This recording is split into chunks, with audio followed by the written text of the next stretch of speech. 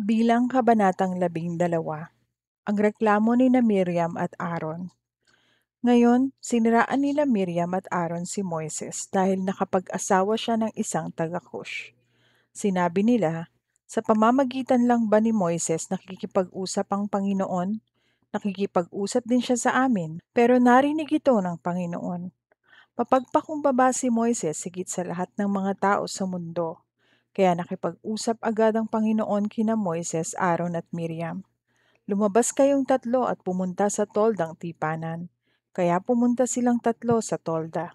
Pagkatapos bumaba ang Panginoon sa pamamagitan ng ulap na parang haligi at tumayo sa pintuan ng toldang tipanan at tinawag sina Aaron at Miriam. Paglapit ng dalawa, sinabi ng Panginoon, "Pakinggan ninyo ito. Kung may propeta ako na nasa inyo, nakikipag-usap ako sa kanya sa pamamagitan ng pangitain at panaginip.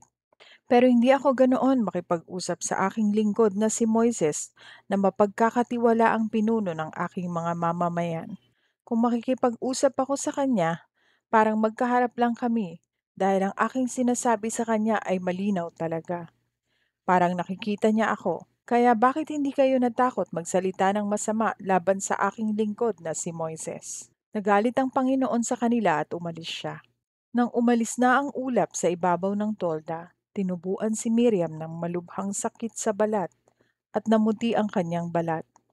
Pagkakita ni Aaron sa kanya, sinabi ni Aaron kay Moises, "Pakiusap kapatid ko, huwag po ninyo kaming pahirapan dahil sa aming kasalanang nagawa ng may kahangalan. Huwag ninyong hayaang maging tulad si Miriam ng isang batang patay nang ipinanganak at bulok ang kalahating katawan." Kaya nagmakaawa si Moises sa Panginoon. "O Diyos ko, nakikiusap po ako sa inyo na pagalingin ninyo si Miriam."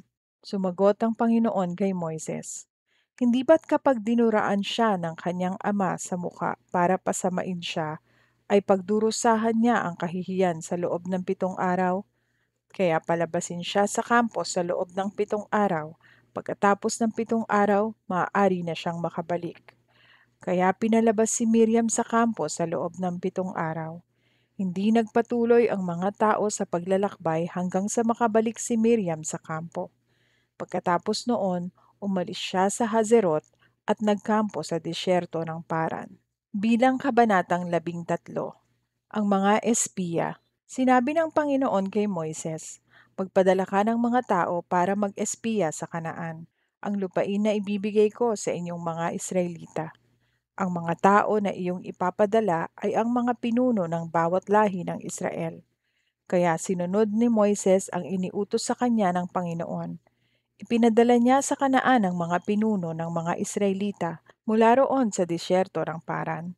Ito ang mga lahi at mga pangalan nila: Ruben, Shamua na anak ni Zakur; Simeon, Shaphat na anak ni Hori; Juda, Caleb na anak ni Jepun; Isakar, Igal na anak ni Jose; Ephraim, Hoshea na anak ni Nun; Benjamin, Palti na anak ni Raphu; Zebulun, Gadiel na anak ni Zoti; Manase na anak ni Jose; Gadi na anak ni Susi; Dan, Amiel na anak ni Gemali; Asher, Setiur na anak ni Mikael; Naphtali, Nabi na anak ni Vofsi; Gad, Geuel na anak ni Maki.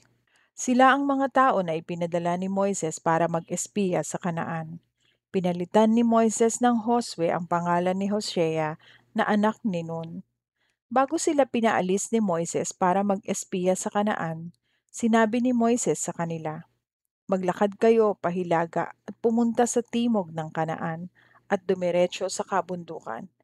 Tingnan ninyo kung ano ang itsura ng lupain at kung malakas ba o mahina ang mga tao roon, at kung marami sila o kaunti lang. Tingnan ninyo kung anong klase ng lupain ang kanilang tinitirhan, kung mabuti o hindi. Tingnan ninyo ang kanilang bayan kung napapalibutan ng pader o hindi. Tingnan din ninyo kung masagana ang lupa o hindi, at kung may mga puno o wala. At pagsikapan ninyong makapagdala ng prutas sa inyong pagbalik, panahon noon ng paghinog ng ubas. Kaya naglakad sila at tinanaw nila ang lupain mula sa ilang ng Zin hanggang sa Rehob malapit sa Lebo Hamat. Nag-umpisa sila sa Negeb hanggang sa nakarating sila sa Hebron, kung saan nakatira sina Ahiman, Sheshai at Talmai na mga angkan ni Anak. Itinayo ang Hebron 7 taon bago itinayo ang Zoan sa Ehipto. Pagdating nila sa lambak ng Eshkol, pumutol sila ng isang kumpol ng ubas.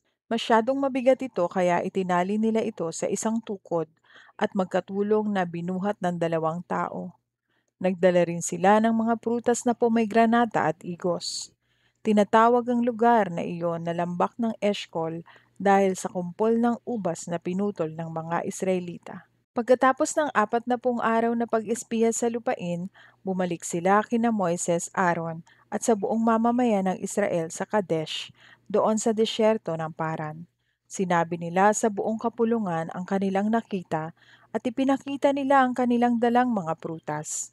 Sinabi nila kay Moises, "Pumunta kami sa lugar na pinapuntahan mo sa amin, maganda at masaganang lupain iyon.